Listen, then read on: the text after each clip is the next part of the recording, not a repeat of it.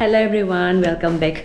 Mayam ngasi di video si ko ID angang sing hataraga haifet fun video ma sem sen ko adum langi ID aina khangjaba aikoi maitai gi aitare ko food item amani ina dum seme adagi adum Korean food khara sa hapchele ko adum nungai na bagi game se do minus video sinam do ne ba do howdingi mamang da ko jikti festival matam su lai nan festival matam lohong khongdongi matam ni myam skin care budi dum ma se isa sa dum lobirang mani do su ai gi ko ID anoba product khara hantak lai do haifetang myam da share tawang ge tawni koi skin gi damak ta yamna maru aiba product khara ni ko yamna haidi tangai phata bai tare do skin care taw se koi routine step by step yam lo do sum ta le dana ado do su tala su taw do dia de koi do aina utto singa si some of my favorite product haitare ko from mCaffeine ne ba da si gi coffee face wash si maram de kitang haijaram ge si fresh wash ina sem pa me yam nung su ngai haidi ayu ayuk to mai ta mo ta mai coffee gi ma gi aroma coffee gi smell spra fresh oiba do edi coffee su yam pam ba dana ado si madi yam nungai do si yam sina kai kai kana ge da koi gi hajiti koi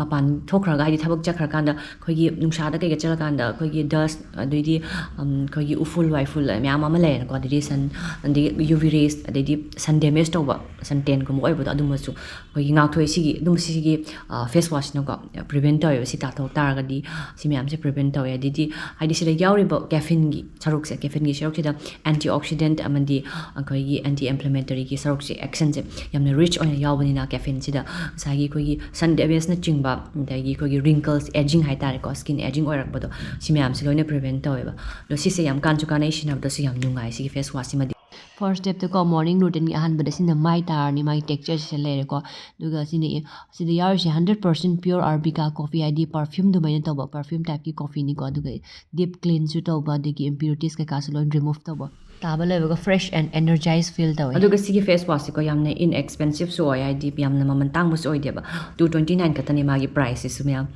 aduga 100% vegan amadi natural so oi ba aduga in just one wash to ko glow and smooth skin phangusni ani ba mi se aduga next mayam sigi ko mCaffeine naked and raw coffee moisturizer si yam nungai si su ko sigi moisturizer se 48 hours moisturization oiraga leba skin da taibam tam do oil free oil ba yam nap oil da ko adagi sida yariba magi ingredients na coffee lejare de hyaluronic acid na chingba yare duka sigi kanabana koi mai da koi acne ko mathok da adu phale they reduce pigmentations and also protect against skin inflammations and it has also koi anti aging benefit ya uzare ko and hyaluronic acid gives really soft and smooth skin they protect our skin from UV rays they adigi koi fine lines ko musu reduce to hale ko so guys moi product myam sai di loina pam jare do myam su pam ba yar ga di ko interest le ba yar ga di link myam description le loina hap jar mage moi code kai ka link kai ga do adigi Flipkart Amazon nai ka na ching bu su ko loina phang ga ne moi mCaffeine gi product myam se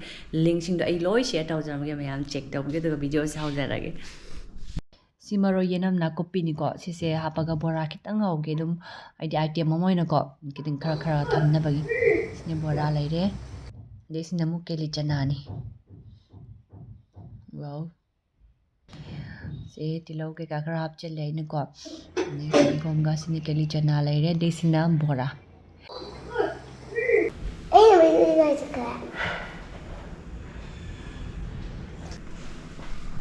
gosh si line heren ne nang yo mo ngam do du phang doi 1 2 3 4 5 6 7 ka item kimchi kimbap ane sida ko chocolate ka chips ka su kidang ap chele ngang na pano dum bit da ko ane sida kimchi ramen sina kanoni morok sa da ba ngang jing pa ba do ji bora ane di keli chana ane di sina kari toy boki anta hang dong la bu je toy boki powder is powder ba be ado si hajik leiba myam item myam si ko koina taw de game se si koina solo te mo use taw ni si thamaga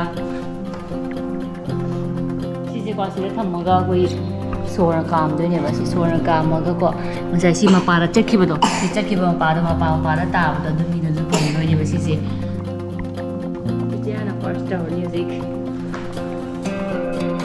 hello khadi thangar ko hai ho dare ba fast round floor ta cái con gì tao mà thay cả một How's next? I get turning go, but busy as you get mood later. No, I have a game sana no mechida. Ado, how's I get turning? Say, camera palo. Or in Chichian give it or in a go. In a gamma.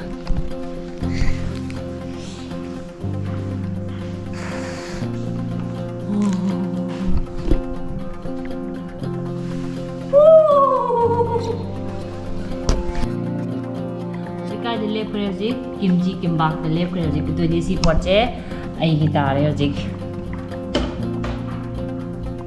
Next is guitar music. Don't come up on me, do something comes to. Stop the pink, louder. The next I guitar no style. Balbi phong ghe rồi lẩu nông su cảm à thằng bữa rồi ở dưới chị sử dụng anh là phòng cái nó Korean của chị anh là lôi nó phòng đâu mà này nó sẽ đi wow.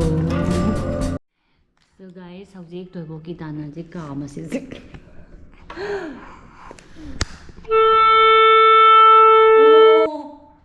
yeah.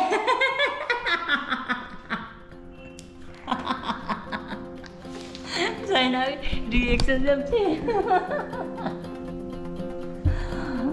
Lôi phong drama lên rồi.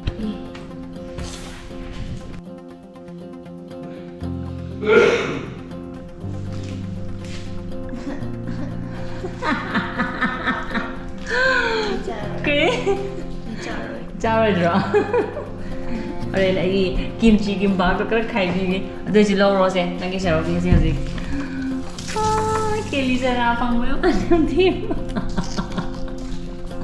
Kelly nào sẽ học cái cho học rồi ra nhảy giờ bằng nữa này. Ở đây nè bạn biết chú quả bạn biết giống tăng nhau ăn nghe. Để phong một xem. Bạn biết chưa? Chips lay bạn biết nó bằng mà chips lay.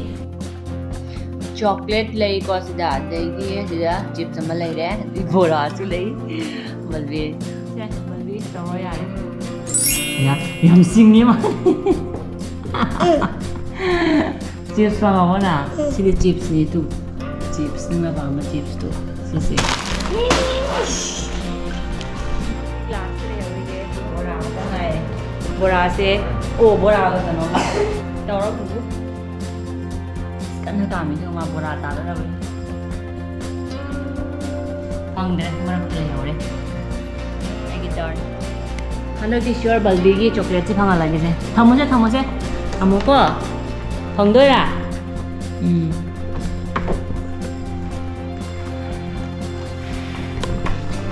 oh my god yaad ra endo kare yamani ganwale payodre che so chocolate ni man em daw so kami yeah lari. Bây giờ bora tao ngày rồi đi cái đầu đuôi. Thì ai đâm ta đâu vào last à? Ai là last này. Mấy cái nam bora sang những cái ai sẽ đầu tay bora sang. Để ăn được. Bora mà nó thì hali này. Bora. Bởi vì nó trong cái đầu là bora sao? Hả? Bora. Bora không thế? Mua gạo đi. Chỉ tôi thôi. Yeah. Bora tu sih nó bằng cái gì? Hào rem taste rồi không hả? Bora cháo tí lô này cha rồi. So guys, I am mapuchi ahawang di ay niloy pangitosis. Other sharing to kaka jamin na yang ang nilong ay masak singi yung konda.